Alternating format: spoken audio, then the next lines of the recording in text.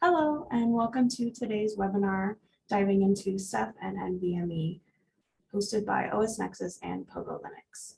I'm Lauren Grobe from OSNEXUS, and I'll be your moderator for today. We are going to jump right into our presentation from OSNEXUS founder and CEO Stephen Umbihocker. And if you have any questions throughout the presentation, feel free to leave them in the question box at the bottom middle of your screen. So with that, we will begin. Thanks, Lauren. And thanks to Pogo Linux, our co-sponsor for the meetup event here today.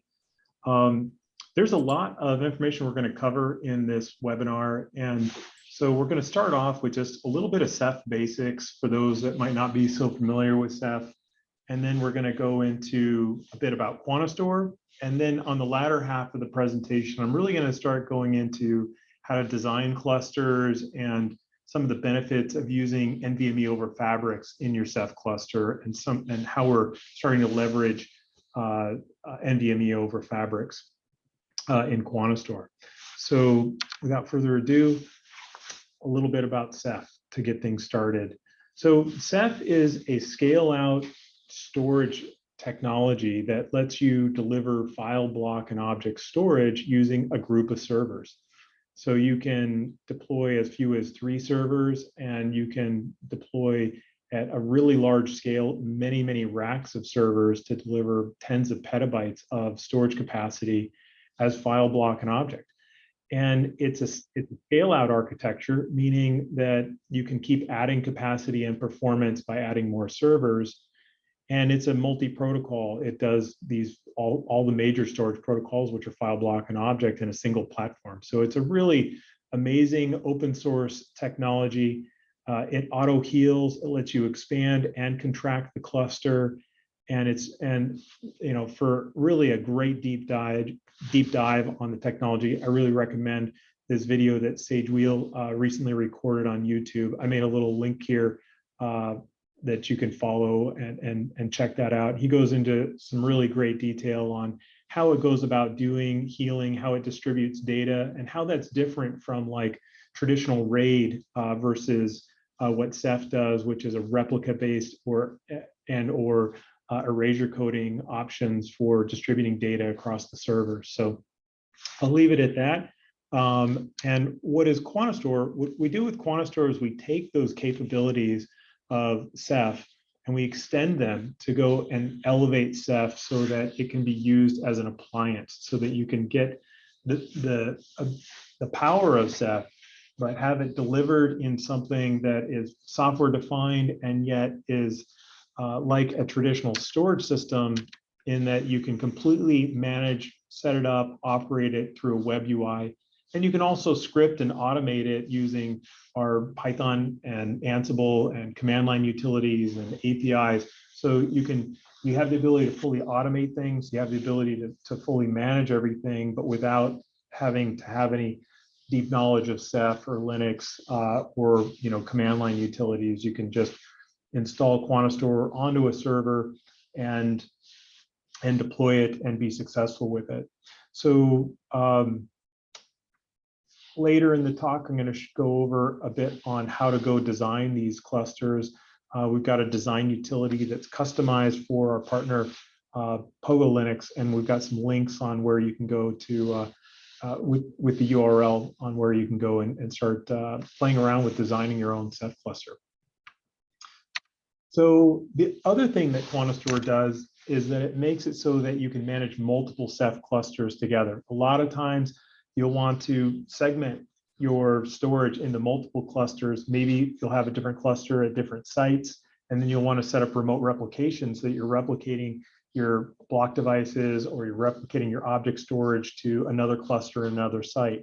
Traditionally, that kind of meant setting up everything from scratch, and you're kind of have these disjoint storage silos. But with QuantaStor's grid technology, it makes it so that all those clusters, all those systems that make up those clusters, are all managed in what we call a storage grid. So you can point your web browser to any of the systems that make up that grid and see the entirety of the environment and provision storage from any of those clusters, and set up policies like remote replication and reporting. All of these things the grid technology makes it so you get to really manage all of your storage as one, and that just makes it so much more operationally simple to maintain. So this is what a QuantaStor cluster looks like. This is an example showing QuantaStor on 4 of the Western Digital Serve 60+8 servers. It's a high density server that holds 60 drives. And a simple 4-node cluster like this can get you upwards of a few petabytes of capacity. QuantaStor does deep integration with the hardware, and that's why you see the bezel for the hardware right within the UI. QuantaStor is monitoring fans, the thermals, the power supplies, and we're also mapping the entire enclosure layout to a system that we have so that when a drive goes bad in the case of Ceph terminology, and OSD goes bad, you can pull the device, put a new one in, and it'll automatically heal the whole cluster by putting the new device in as a new OSD. But you can see exactly where that device is located because there's this, QuantaStor provides a slot mapping for every major server from all the major manufacturers, from Western Digital to Intel, Dell, HP, and others. So the web management interface that we're looking at here, it's built right into the product. So when you install QuantaStor onto a server, onto a bare metal server or onto a virtual machine, you point your web browser to the IP address of the box, and then you can manage the entire grid of systems that you have combined together from any major web browser, whether you're on a Mac or a PC. So here's another view of what the grid technology is really all about. You know, here you're logged in, you can be logged into a system there in New York or one in Seattle. You can set up remote replication. That's what these arrows are showing. And then you can create different pools of storage. Some scale up and some scale out. And that's another little wrinkle of what QuantaStor can do, is that you can create pools that are Ceph-based, that are scale out to deliver file, block, and object. But we also have cluster technology management in QuantaStor so that you can create what are called scale up pools, which are a little bit lower cost and good for small configurations.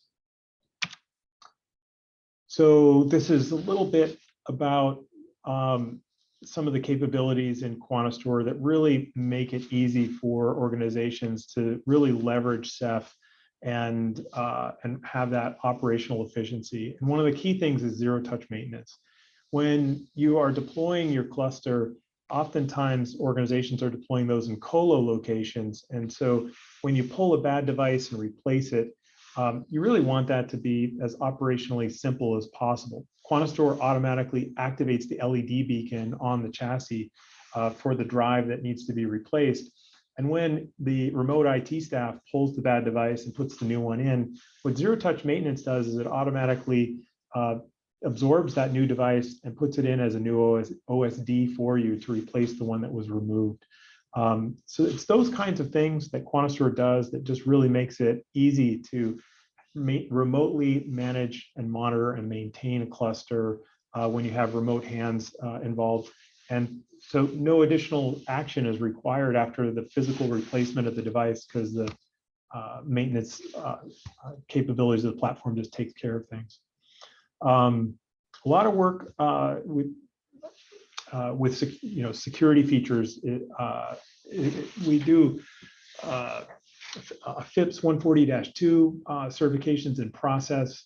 We do a lot of work around NIST 800-53, HIPAA compliance for healthcare companies, CJIS compliance. So a lot of the other things that we do around QuantaStor is around security, making it so that organizations can implement really strong security policies and security enforcement in their environment as they deploy Ceph clusters.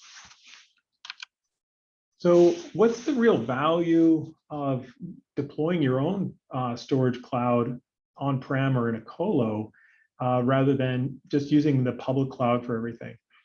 The public cloud is really ideal for organizations that don't have a lot of data, because it's fairly cost effective when you're talking about a few terabytes or maybe tens of terabytes of storage. But for larger organizations like research organizations, universities, organizations building their own high performance clusters, there's just so many areas where technological advancements are being done in these large organizations, and they're producing petabytes and petabytes of data. And in those environments, they really need something that's a lot more cost effective than using the public cloud. And this is where QuantaStor comes in, and you really see the cost efficiencies of using Ceph technology. The difference is about 75%. Even after you factor in the cost of buying the extra networking gear and the colo fees, the cost of having private cloud storage versus public cloud is, using 2 cents per gigabyte per month as an example, cost for public cloud object storage, you save about 75%. And then you own the kit, and you can even extend out the savings beyond that, because a lot of times we see organizations using their scale out environments for much longer than 5 years. And so what QuantaStor and Ceph are really enabling you to do here is to get the blend of the two. You use the public cloud and the private cloud together to build hybrid clouds that leverage the benefits of both, and that drives down the overall cost of operating a really large storage environment. So that covers what is Ceph, and it covers what is QuantaStor in sort of a very quick tour of the product. Now we're going to start talking about some of the new hardware technologies that are changing the whole storage landscape. And what I'm getting at here is NVMe over fabrics and composable disaggregated infrastructure. With the advent of NVMe over fabrics and some new systems from vendors like Western Digital with their Data 24 unit, large organizations are starting to look at ways to eliminate this sort of inflexible architecture where you've got compute servers and storage servers that are not the same. They, when you want to go and expand your environment, when you have an architecture that has 2 different systems or multiple different systems for different applications, it makes it less agile. It makes it difficult to expand because you might not have enough drive slots to go and put more media into the storage servers. There might not be enough rack space to add more servers to the rack where the storage servers are located. So how do you separate out the storage from the server so that you can have one universal server that you could use independently or interchangeably for compute and storage? And so that's what composable disaggregated infrastructure is really all about. On the right, we have all of our NVMe devices attached to the network in these composable storage systems. So you can put these anywhere in your data center. You just connect them up to a high performance 100 gigabit Ethernet network. And then your compute and storage servers can be deployed anywhere in the environment. So as an example, you can have a series of systems that comprise a QuantaStor storage grid, and those servers that make up the QuantaStor storage grid that make up your Ceph cluster could be this group of 5 boxes, and you just deliver over the network that composable storage right over without having to worry about how many drive slots are available in the blade. And you can just keep expanding this environment by adding more servers and more composable storage.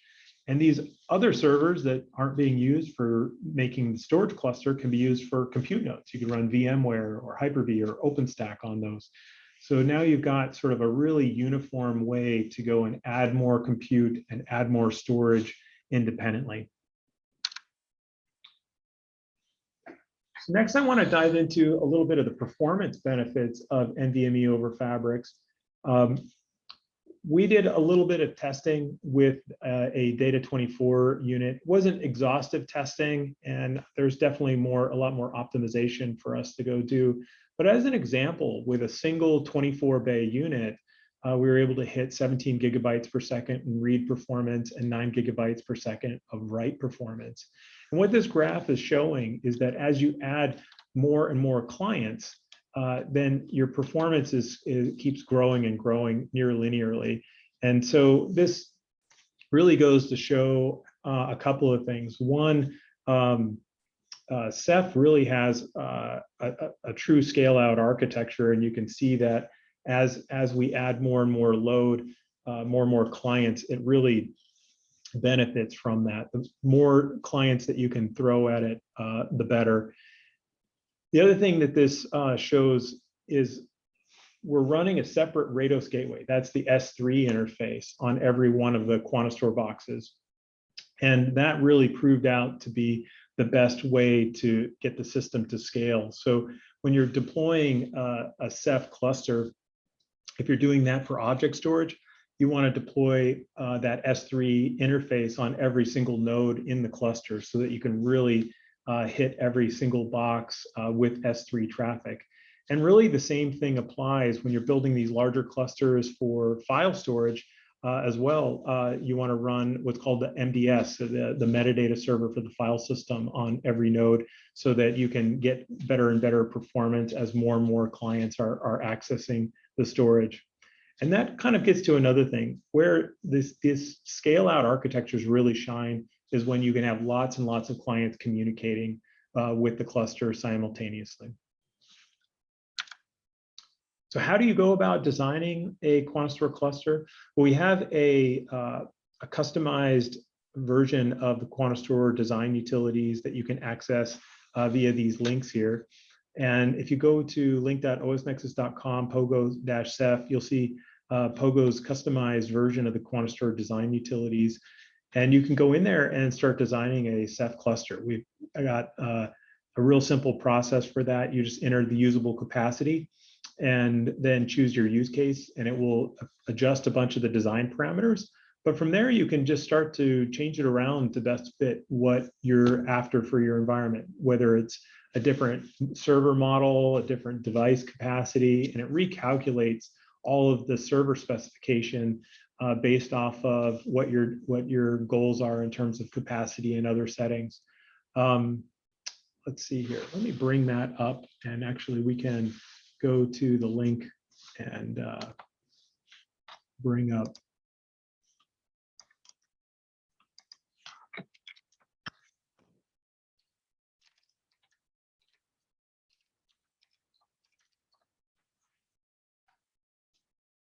an example of how to design these. So I'm going to make my screen a little bigger. So as an example, let's say you're working on designing a couple petabyte cluster. You just enter the amount of capacity that you need at the top. And then here you can choose from a variety of different hardware. This is all hardware that's available from Pogo Linux for building Ceph clusters. There's everything from all flash hardware from Supermicro to Western Digital Serve 60+8 high density units. And then you choose a device size. If your goal is to reach really high performance numbers like 20, 30 gigabytes per second, you'll probably want to choose a smaller device size so that you can increase the number of nodes that are in the overall cluster. I'm going to increase this to 5 petabytes just to kind of get a bigger cluster here to design around. And you'll notice that one of the first things is this big red area here. By default, the design utility is trying to ensure that there's enough metadata space, enough SSD all flash capacity in the cluster so that we can offload the file system metadata to an all flash tier.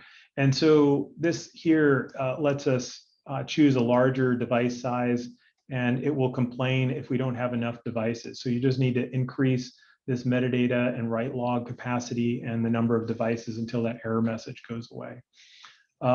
Here it's showing that for us to do this 5 petabyte cluster, that it's going to use 627 devices and it's going to need 11 servers. We can reduce the number of nodes by increasing the capacity of the drives. And you can see there, now it's showing that it only needs 472 devices to go and deliver a 5 petabyte cluster with 8 servers. And one of the most common questions we get asked is, what kind of performance are you going to get on a cluster of this size? And what we found is that depending on the workload, which, if you've got objects that you're writing into the object store or files that you're writing into it as a scale out NAS that are larger, devices, objects rather, that are in the 100 megabyte plus range, you're going to get the best performance on those larger objects. And kind of using that as the example, what we typically see is around 70 megabytes per second per device that's in the cluster. So if this cluster has 500 devices, we times that by roughly 70, and that comes out to 35 gigabytes per second. That's kind of a very ballpark number, but that's a real easy way to estimate the performance. This cluster with 8 nodes, you're going to have dual 100 gigabit on pretty much all of these clusters. We recommend doing dual 100 gigabit, and you can have quad 100 gig or use different network speeds, but we find that doing a dual port 100 gigabit configuration makes it really nice because you can use a LACP bonded pair and then use that for both the front end and the back end traffic. If you prefer to separate that, you would just add a second dual port network card in there so that you can have those two separated out. The erasure coding is going to control how much usable capacity that you get for a given group of devices. And 4+2 is going to be 67% efficient. You can increase this to like 8+3, and this jumps it up to 73% efficient. But you'll notice that it increased the number of servers to 11. And that's because the erasure coding of 8+3, you sum those together, and that tells you the minimum number of servers that are required. So if you're wondering why is it that it's showing 11 servers, even though it's only using up 39 drive bays per server, it's because this erasure coding option requires more servers. If we go and keep increasing the capacity, eventually we will exceed, it'll start adding more servers. But there's essentially room to grow with free drive bays if you have more, if you have free slots in there. So what's this data compression and backfill about? The data compression is your compression level. If you have data that's already compressed, a good example would be like images and video. That's typically MPEG for compressed, and so you're going to want to reduce this to 0 because you're not going to get additional compression on that video data. If it's other data, like maybe backups that aren't pre-compressed, then you will get some amount of compression on that, and you can put in what your estimated guesstimate is for how much compression you're going to get. And when you increase this, it reduces the number of devices that you need. So if you're expecting a lot of compression, then you can reach this usable capacity of 5 petabytes with less hardware. This backfill reserve space, what this is about is how much space you're reserving for the cluster to auto heal. Like if you have a complete node outage and it needs to rebalance the cluster, this is this amount of space that you're going to go reserve for that rebalancing. You don't have to put it to 10%. You can increase it or reduce it, but we don't recommend taking that below 5%, and 10% is a good healthy value to leave that at.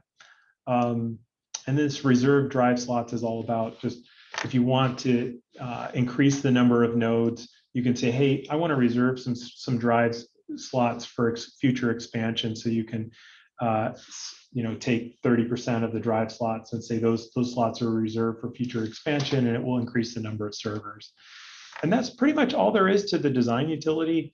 QuantaStor is, if you're interested in getting some pricing on a QuantaStor license, this is you can fill out, choose like a license duration and a support level, and put some information here and request a quote, and it'll send that to you.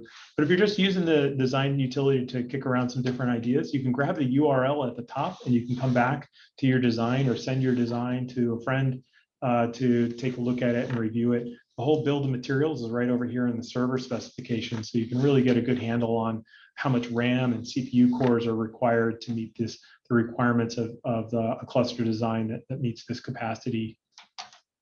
All right, well, that covers the design utility. And let's dive into a little bit about how do you go and set up a QuantaStor cluster. So I've got kind of a demo that I took some screenshots from just to make it a little easier to kind of quickly navigate through, because some of these steps do take a minute to complete. And so in the interest of time, I've gone and taken some screenshots. So to set up a Ceph cluster in QuantaStor, once you've installed the QuantaStor operating system, which is Linux-based, onto the group of servers that you want to use, you'll go into the UI and then combine all the systems together. There's a couple of steps to that, but it's really simple. And after that, you're ready to go create your scale-out cluster within what we call the storage grid. Here I've selected 4 boxes to go create a 4-node scale-out cluster. And after you click OK, it sets up the whole cluster for you.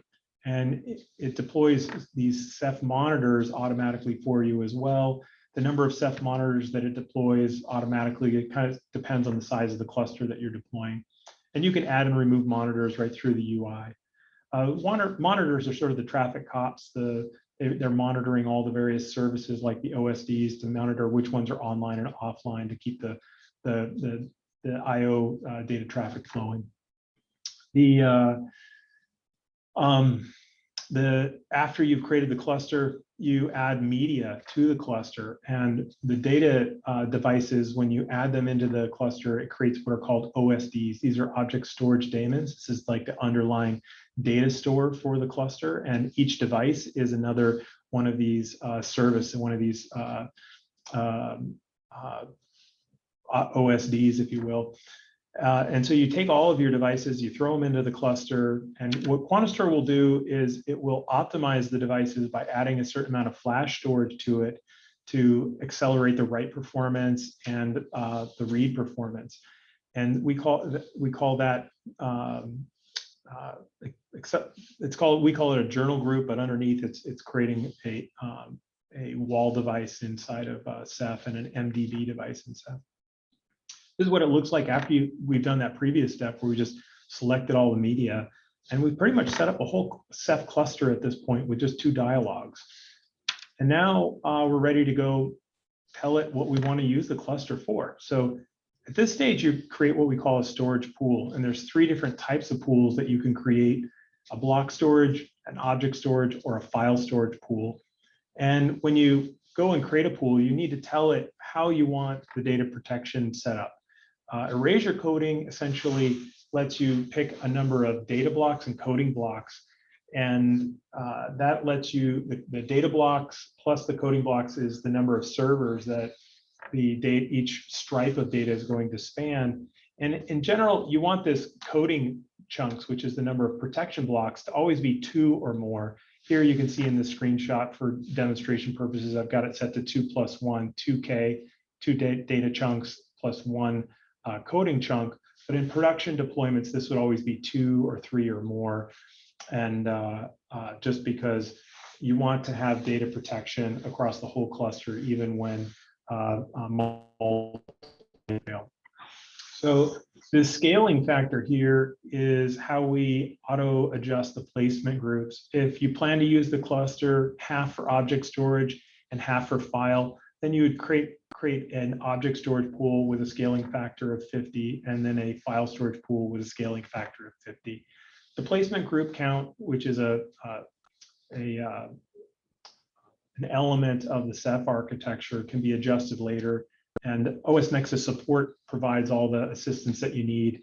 If later on you need to do some things to optimize the cluster, you just open a support ticket and we're there to go help you either expand your cluster or adjust it. Next, a little bit on the hardware integration. So QuantaStor integrates with a real broad spectrum of server and JBOD vendors in the market. Here we're showing a screenshot of how you can select each system and tell QuantaStor what model of server is being used. We're monitoring thermals, power supplies, fans, all the device health through the smart information, IPMI. There's just a whole swath of things that QuantaStor is monitoring, and that really takes and elevates the platform to have all those capabilities that you are familiar with more traditional SAN, scale-out SAN and NAS products. But here you get the ability to pick whatever hardware platform that you want within a really broad spectrum of vendors that we've certified and integrated with. So kind of coming back to what does an NVMe deployment look like using the OpenFlex Data 24 with a series of servers and really leveraging this composable disaggregated infrastructure type architecture. You get the ability to really, through QuantaStor, take all that capacity and deliver it all the way through via a whole series of different protocols. So you can do file, block, and object, and you can even replicate data from your scale-out Ceph cluster to the public cloud without having to worry about how many drive slots are available in your storage server. So here you can see we're showing the same type of server for both the compute high performance application over here, HPC workloads, or whatever this workload happens to be, and being able to use the exact same hardware over here for the storage cluster. And all of the storage, all the NVMe devices connect up to the QuantaStor cluster using NVMe over fabrics using the RDMA protocol. So that makes it so that it's super low latency and that it's almost as fast as if the device was directly plugged into the server, but with all that added flexibility that comes with having the two separated. And these are just both 100 gigabit Ethernet networks on both the front end and the back end. The back end, you'll hear people refer to it as a storage fabric. That's just another network. It's just another pair of 100 gigabit Ethernet switches or multiple, but usually that back end network that connects up to your NVMe devices is called the storage fabric. And the front end is referred to as your client network. And QuantaStor does all this work to make it real easy to leverage your fabric attached NVMe over fabric storage, because you can just log into the UI and tell it the credentials for your Data 24 units, and it will dynamically map the storage into your QuantaStor cluster so that you don't have to do any scripting. You don't have to know anything about how to use the NVMe over fabrics initiators and such. Inside the QuantaStor UI, it's going to go create what we call NVMe over fabrics adapters, and it will do an RDMA login to the media at boot time. And you can just totally dynamically set this up right through the web UI, and you can also script it. So here, this just takes you through those steps of setup phases. The first thing to do is to tell it about your OpenFlex unit, then have it connect that up, create the OSDs in the cluster, and then you create the object storage zone, exactly like I showed in those demo slides previously. And then last, you create these S3 gateways on the front end. That's just done with a couple clicks in the UI. And now you can start provisioning object storage users, start creating users in the cluster and creating buckets for those users, and they can start consuming the storage. So real easy to go set up a cluster from scratch in just minutes. And one of the really nice things about being able to set up and tear down a cluster so easily is that it makes it really nice and easy to experiment when you first get your new equipment, because a lot of times we get asked, well, what's the best erasure coding level to choose, or should I use replica versus erasure coding? And you can just reconfigure it a few different ways, run some performance tests using your application, and really quickly determine what is the best, most optimal configuration that's going to return the most capacity, most usable capacity, and the most performance for your application. And last couple slides. This is what that integration with the Western Digital OpenFlex Data 24 looks like inside of QuantaStor. You just simply click this button up here in the toolbar where you add credentials for these external systems, and it will absorb it right into the grid. So not only can the QuantaStor grid technology let you combine together QuantaStor servers, you can also bring in these NVMe over Fabrics systems, add those into the grid, and then start delivering that storage to your QuantaStor cluster. So this is showing you exactly where all the devices are located in the chassis. If a drive goes bad, QuantaStor is going to mark that with a red box and send a call home alert so that you're notified when some maintenance is required. And the way Ceph works, it's going to start doing some auto healing so that the cluster heals itself even before you get to the data center to replace the device. So it's some really fantastic technology. And our goal at OSNEXUS is to really just make it as operationally simple for you as possible. This is just kind of showing, the grid tech there and how you can deploy it in different data centers around the world.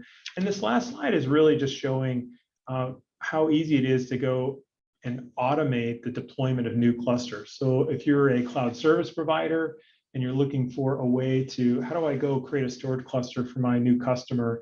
With a NVMe over Fabrics architecture like this, where you've got servers and NVMe over F systems like this from the Western Digital, these Data 24s, you can set up new customers with a storage cluster in a completely automated way. So orchestration of new cluster deployment for whatever their application might be can be done in a real short script of a few lines of bash code. Or you can automate it using our Python library, which is available on PyPy.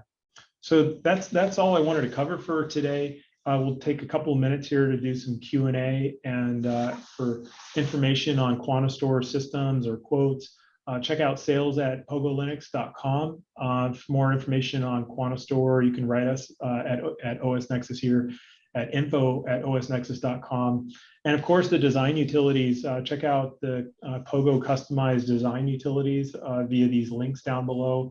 QuantaStor also does scale up clusters as well, and it's all within the same platform. So you can do both scale up and scale out configurations. So if you're interested in sort of a smaller or a scale up architecture rather than a scale out, because you got a workload that would better fit with that, check out the Pogo-ZFS design utility as well. So with that, Lauren, do you have any questions? It looks like we have a few questions. So the first one is, how do you maximize deployment while keeping security and profitability high?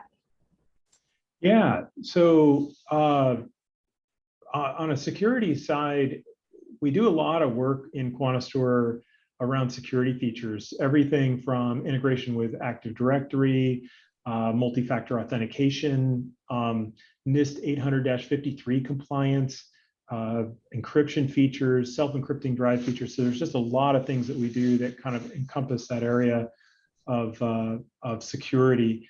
But one of the main tenets of security is really, it has to be easy to implement.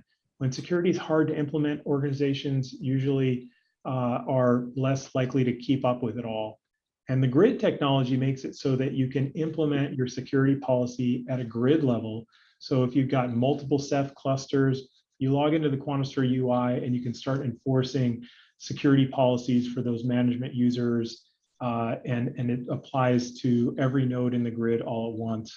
So that's just really a nice thing to just make sure that the right people have roles that give them access to just the features that you want. There's a whole role-based access control system in QuantaStor, and again, yeah, having it apply to the whole grid makes a huge difference. And in terms of cost savings, that's the great benefit of QuantaStor being a software-defined platform and using Ceph is that you get the benefit of and cost savings of using a platform that's leveraging open source technology, and you get to pick the hardware that you want to go deploy that on. So Pogo Linux has great relationships with some of the major server vendors, Western Digital, Intel, Supermicro, so that you can get super cost-effective scale-out solutions that are really performant and really reliable. Yeah, any other questions?